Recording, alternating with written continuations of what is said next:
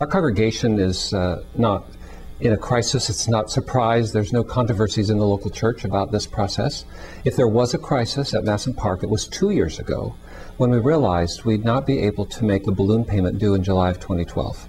That's wholly consequent to the collapse of the commercial real estate market here in Madison County. And so we began to understand that we would not be able to sell property to satisfy the balloon. So 2 years ago, the conversation in our local church began about how do we restructure our debt. The church's commitment to repay in full its principal owed plus interest has never wavered. And so the question then became, well, how can we do that? How can we reschedule the payment, renegotiate the terms so that we can satisfy the debt and honor our investors? That said, the process has unfolded to the place where our legal counsel, together with the legal counsel of our lenders, all agreed that the only way that the restructured debt agreement, which fully repays all the principal with interest to everyone and within the same approximate time frame, we're only just adding 1 year to the payout. The only way to make that enforceable was to file a Chapter 11.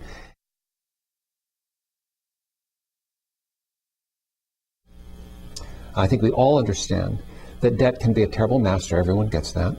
And there is a popular theology today that you should never be in debt. The truth is, though, everyone who does not want to be in debt probably has money in a bank. And a lot of prudent financial managers would say, invest your money, put it in these kinds of investments, put it in the bank in these terms, this kind of certificate deposit. All of that is interest bearing. And where's that interest coming from? Someone else's debt.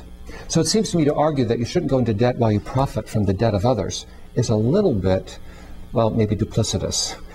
I'm one who thinks that money is a commodity, and the financial systems that we now enjoy in this country that are filled with risk have to be approached prudently, but they're still righteous.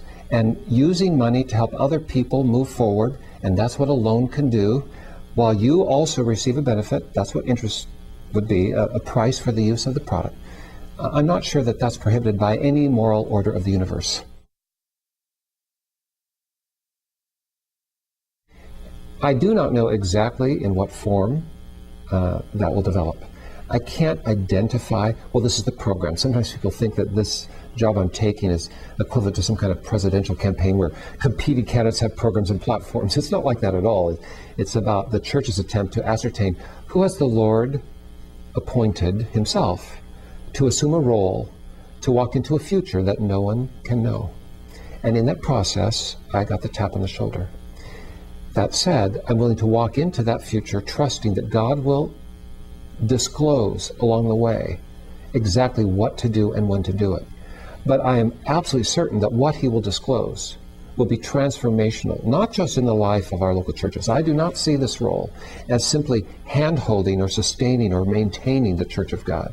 I see this role as helping the Church of God be a catalyst for transformational change in a very broken and messy world all around it. Here in the United States, in Canada, and around the world. We're in 86 countries, and what we could do together. I mean, most of us, I think, survive. I'm hoping that Church of God Ministries will not think in terms of survival, not that it has, but that people will move past the sense of, well, we need to protect what we have, but will be willing to take some chances. Again, assume some risk for the reaching of something good and great